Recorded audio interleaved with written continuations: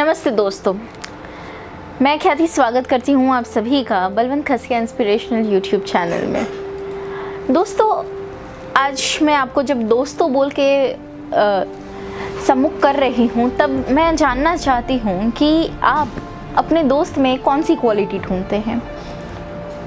आप क्या ऐसा देखते हैं कि आप उन्हें पहले दोस्त बनाना चाहते हैं।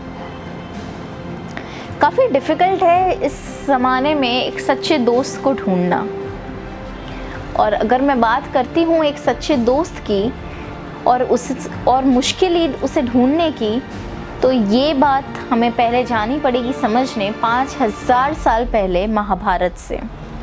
उस वक्त भी दोस्ती आज जितनी ही इम्पोर्टेंट होती थी, लेकिन आज जैसे तैसे दोस्तियाँ टूट जाती है, वैसे उस वक्त टूटती नहीं थी। दोस्त आपका गलत हो या सही, दोस्ती तो निभानी पड़ती थी। आज हम बात करेंगे एक ऐसे ही शख्स की जिसने अपने दोस्ती में वचन दिए थे, इसलिए उसने अपने भाइयों की भी प्राण की परवाह ना की और अपनी दोस्ती में वचन निभाने चले गए। आज हम बात करने वाले हैं महादानी कर्ण की। आप सभी को पता होगा कि कर्ण कुंती पुत्र थे। ऋषि दुर्वासा से कुंती को एक वचन मिला था कि वो जब भी पुत्र चाहेंगी तब सूर्य जी से उन्हें एक पुत्र प्राप्त होगा। कुंती से रहा ना गया, खुशी के मारे उन्होंने उनके ब्याह से पहले ये वरदान को टेस्ट करने का सोचा। टेस्ट करते वक्त वो गई सूर्य जी के पास और उन्होंने ऋषि दुर्वासा के दिए गए मंत्र का जाप किया और उन्हें प्राप्त हुआ एक सूर्य पुत्र, जिसका नाम हुआ कर्ण। अब ये कर्ण के पास सूर्य जी ने एक सूर्य कुंडल दिया था, जिसके कारण कोई भी इंसान उन पर वार नहीं कर सकता था। उन्हें इंजरी हो वैसा कुछ भी पॉसिबल नहीं था। और सूर्य जी ने ये भी वरदान दिया था कि ये एक बहुत अच्छा आर्चरी करने वाला इंसान बनेगा। लेकिन उनके पुत्र को देख के कुंती डर गई। कुंती को समझ में नहीं आया कि अब वो इस पुत्र का क्या करे। उनकी शादी नहीं हुई थी। उनकी शादी नहीं हुई थी तो वो घर पे तो इन्हें ले नहीं जा सकती थी, और अब एक बालक को वो कहाँ रखती। अगर वो बालक को घर ले जाती तो उन्हें भी घर से बाहर निकाल दिया जाता। बिन ब्याही माँ का एक संतान होना बहुत बड़ा जुल्म उस समय भी माना जाता था और आज के समय में भी माना जाता है। कुंती के पास और कोई ऑप्शन नहीं था, इसलिए उन्होंने कर्ण को जाने दिया। जब उन्होंने कर्ण को पानी में बहा दिया, तब वो नदी के दूसरे किनारे जाके अधिरथ को मिला।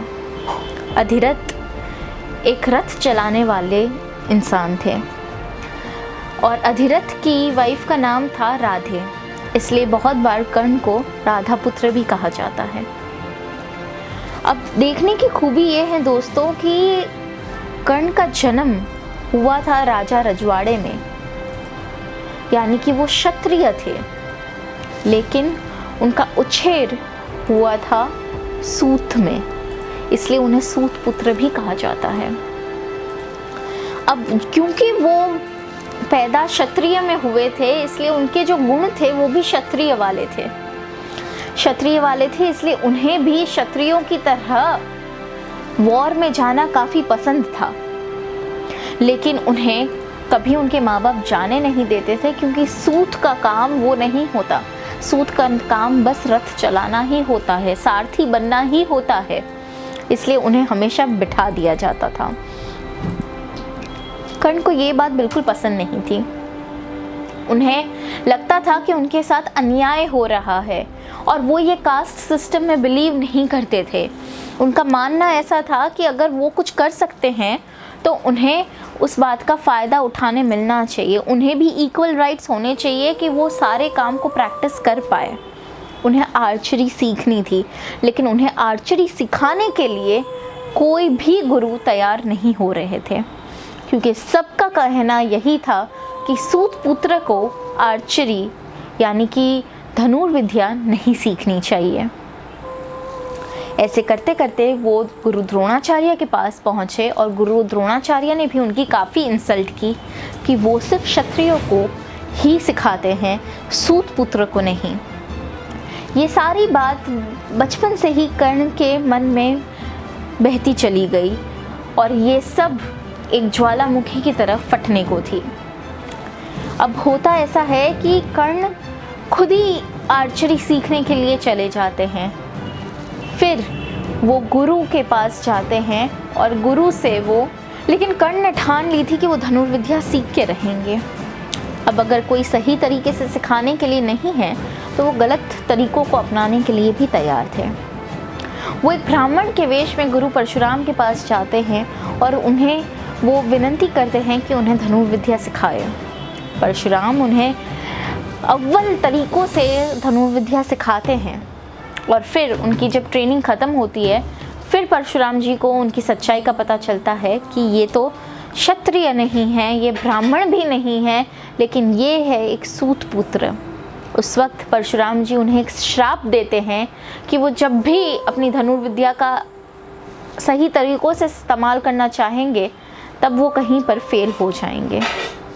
अब जब पांडव सारे हस्तिनापुर आते हैं तब कौरवों और पांडवों के बीच में कंपटीशन होता है और उस कंपटीशन में अर्जुन जो है वो अपनी धनुर्विद्या का प्रदर्शन करते हैं। उसी वक्त दुर्योधन को जिताने के लिए एक सूत पुत्र पीछे से वार करता है और वो उस कंपटीशन में उसका निशाना भी सही लगता है।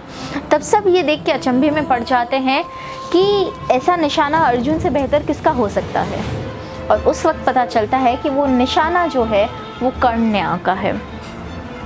उस वक्त सब गुस्सा हो जाते हैं कि ये प्रतियोगिता में सूत लोग अलाउड नहीं हैं, वो पार्टिसिपेट नहीं कर सकते हैं, और सूत पुत्र कह के सभी लोग उनका इंसल्ट करते हैं। उस वक्त दुर्योधन को एक कूटनीति सूझती है। वो समझ जाता है कि मैं अर्जुन को नहीं हरा सकता, अर्जुन काफ़ी होशियार है धनुर्विद्या में, इसलिए वो क्या करते हैं कि वो कर्ण का साथ देते हैं। कर्ण का साथ देते हैं कि कर्ण अगर सूत है तो भी उसे हक मिलना चाहिए, और कर्ण को लगता है कि बस दुर्योधन ही उसे समझता है, दुर्योधन ही उसका सच्चा दोस्त है जो उसे हक दिलाने के लिए उसके लिए खड़ा है। और इस तरीके से दोनों में एक फ्रेंडशिप जो है, एक मित्रता जो है वो शुरू होती है।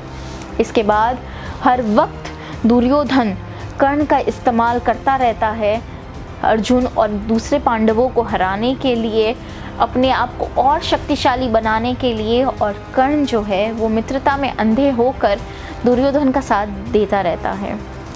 इसी के साथ साथ कर्ण को दुर्योधन राजा भी बना देता है।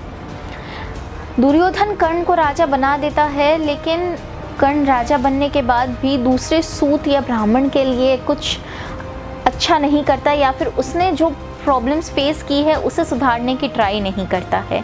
अब उसमें अहंकार आ जाता है कि वो राजा है। कर्ण की एक अच्छी बात ये थी कि वो दानवीर काफ़ी थे, तो वो हमेशा दान करते रहते थे, जिसके पुण्य के कारण वो भगवान के प्रकोप से भी बच जाते थे। लेकिन गलत का साथ कुछ ज़्यादा समय तक नहीं टिक सकता है। वैसे ही दुर्योधन का साथ दिया था कर्ण ने, तो उन्हें भोगना तो था। जब द्रौपदी का स्वयंवर था तब भी कर्ण ने वहाँ जाना चाहा द्रौपदी से शादी करने।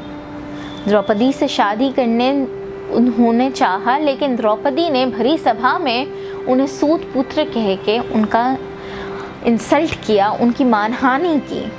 उस वक्त भी कर्ण ये सह ना पाए, जिसका बदला उन्होंने द्रौपदी के हो रहे अपमान के वक्त उतारा। वो चाहते तो द्रौपदी के हो रहे अपमान के वक्त वो दुर्योधन को रोक सकते थे, लेकिन तब उन्हें अपना अपमान याद आ गया और उन्होंने द्रौपदी का अपमान होने दिया। उन्होंने द्रौपदी का अपमान होने से रोका नहीं, ना किसी को भी उन्होंने सज किया कि ऐसा नहीं करना चाहिए। तो ये बात भी कर्ण को फिर आगे जाके काफ़ी प्रॉब्लम में डाल देती है। ऐसे ही जब कर्ण उस सभा में मौजूद थे तभी भीष्म पितामह, गुरु द्रोण जैसे विद्वान भी उस सभा में मौजूद थे, लेकिन कोई भी द्रौपदी को बचाने आगे नहीं आए। ऐसे में कर्ण भी नहीं बोले। शायद कर्ण बोलते तो दुर्योधन मान जाते, क्योंकि वो उनके सखा थे। भीष्म पितामह और गुरु द्रोण की बात दुर्योधन नहीं ही मानते, लेकिन कर्ण के पास वो सुवर्ण अवसर था कि वो द्रौपदी को चीड़हरण से बचा सकते थे, लेकिन उन्होंने ये नहीं किया। उनके दानवीर होने के कारण कुंती और कृष्ण ने उन्हें कई बार रिक्वेस्ट की कि वो ये पांडवों के साथ झगड़ना छोड़ दे, वो अर्जुन को परास्त करने की जिद छोड़ दे, वरना वो खुद मारे जाएंगे। लेकिन कर्ण नहीं माने। कर्ण इसलिए नहीं माने क्योंकि उन्होंने दुर्योधन को वचन दे दिया था कि वो उन्हीं की साइड लेंगे। महाभारत का युद्ध जब होने वाला था तब भी दुर्योधन ने कर्ण को इमोशनल ब्लैकमेल किया और उनसे वचन ले लिया कि युद्ध में चाहे कुछ भी हो वो दुर्योधन की ही साइड रहेंगे, पांडव की साइड नहीं रहेंगे। कई बार कर्ण को ये बात पता थी कि उनका मित्र दुर्योधन जो है वो गलत रास्ते पर जा रहा है। जैसे कि जब दुर्योधन ने कूटनीति रची थी पांडवों को गुफा में जलाने की, उस वक्त भी कर्ण ने रोकना चाहा था। उसने एक दो बार दुर्योधन से बात की भी, लेकिन दुर्योधन नहीं माना और कर्ण ने भी उसका साथ दे ही दिया। अगर कर्ण वो साथ नहीं देते तो शायद वो बच जाते। महाभारत का जब युद्ध होने वाला था तब कुंती आती है कर्ण के पास, एक रिक्वेस्ट करती है कि बेटा तुम भी मेरे बेटे हो और ये पांचों पांडव भी मेरे ही बेटे हैं। मैं एक बेटे का मृत्यु दूसरे बेटे के हाथों से नहीं देख पाऊंगी। ये एक माँ के लिए कुछ ज़्यादा ही बड़ी बात हो जाती है और मैं सहन नहीं कर पाऊंगी। उस वक्त कर्ण उन्हें जवाब देते हैं कि माँ आप मेरे पास आई हो, आपने भले मुझे छोड़ दिया हो, लेकिन मैं आपका मान रखूँगा। आपको मैं ये तो वादा नहीं कर सकता कि कोई मरेगा नहीं, क्योंकि अर्जुन को मैं परास्त करके रहूँगा, लेकिन हाँ मैं इतना वादा ज़रूर कर सकता हूँ कि आपके बाकी के चारों बेटों में से मैं किसी पर हमला नहीं करूँगा, किसी पर मैं शस्त्र नहीं चलाऊँगा। और ऐसे ही कर्ण उन्हें प्रॉमिस देते हैं कि या अर्जुन बचेंगे या फिर कर्ण खुद बचेंगे और कुंती के पास 5 बेटे ही रहेंगे, यानी कि या कर्ण रहेंगे या तो अर्जुन रहेंगे। कृष्ण भगवान ये सब जब देखते हैं तब वो समझ जाते हैं कि कर्ण अब पीछे हटने वालों में से नहीं है और उन्हें हराना सूर्य कुंडल के साथ नामुमकिन है। इसलिए वो इंद्रदेव को भेजते हैं और वो उनके पास से छल करके कर्ण के पास से सूर्य कुंडल उतरवा लेते हैं। कर्ण को पता होता है कि मेरे साथ छल हो रहा है, लेकिन उन्हें ये भी पता होता है कि अब उनका अंत आ चुका है और अर्जुन के पास से उन्हें परास्त होना है। इसलिए वो छल होते हुए भी वो अपना सूर्य कुंडल उतार कर दे देते हैं। महाभारत का युद्ध अब आरंभ होता है। महाभारत के युद्ध में जब कृष्ण भगवान अर्जुन के रथ पर सवार थे और उनके ध्वजा जी पर हनुमान जी थे और सामने दूसरे रथ पर सिर्फ कर्ण थे, अर्जुन और कर्ण के बीच में युद्ध होता है। तब कर्ण जब एक तीर चलाता है तब अर्जुन एक स्टेप पीछे जाते हैं और अर्जुन जब तीर चलाते हैं तब कर्ण 2 स्टेप पीछे जाते हैं। ये देख के अर्जुन अभिमान से भर जाते हैं। उस वक्त कृष्ण भगवान उन्हें टोकते हुए कहते हैं कि तुम अभिमान से मत भरो, तुम्हारे साथ तो मैं हूँ और हनुमान जी जैसे सुपर पावर्स हैं, फिर भी तुम एक स्टेप पीछे जा रहे हो। वो तो अकेले होते हुए भी बस 2 ही स्टेप पीछे जा रहा है, तो तुम समझ लो कि वो तुमसे हकीकत में ज़्यादा शक्तिशाली है, लेकिन उसे हमने कभी भी प्रूव करने का चांस नहीं दिया है।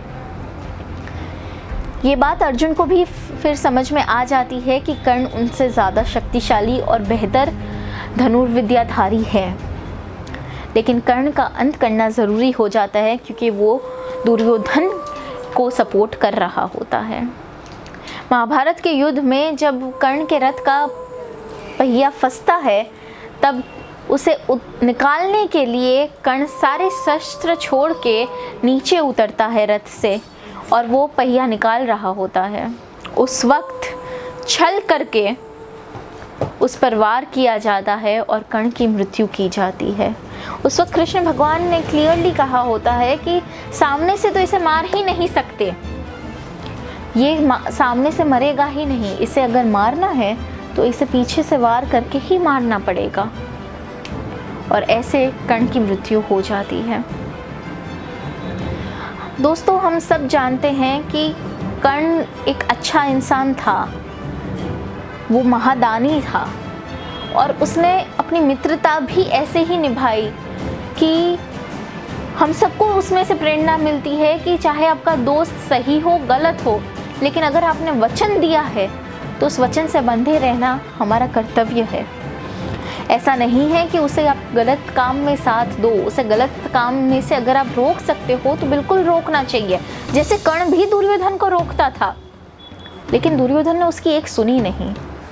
लेकिन कर्ण ने भी तो फिर अपनी मित्रता से पाँव पीछे नहीं हटाया, उसने भी तो अपने दोस्त का पूरा सपोर्ट किया, यहाँ तक कि उसने अपनी जान भी दे दी। तो दोस्तों, बस हमें भी हमारी मित्रता ऐसे ही निभानी है। अगर आपको हमारा ये वीडियो पसंद आया हो तो इसे लाइक ज़रूर करें।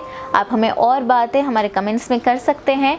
आगे के ऐसे ही वीडियोस देखने के लिए आप हमारी चैनल को सब्सक्राइब कर सकते हैं। Thank you.